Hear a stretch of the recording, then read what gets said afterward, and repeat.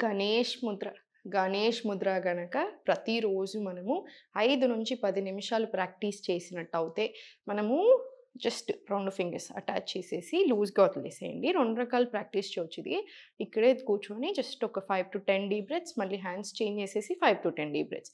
ఇంకొక వేరియేషన్ ఏంటంటే, హోల్డ్ చేసుకున్నారు కదా లూజ్‌గా, ఎగ్జాక్ట్‌లీ చెస్ట్ ముందు తీసుకొని ఇన్‌హేల్ లాగేసి, ఎక్స్‌హేల్ మళ్ళీ సెంటర్. ఇన్‌హేల్ లాగండి, ఎక్స్‌హేల్ సెంటర్.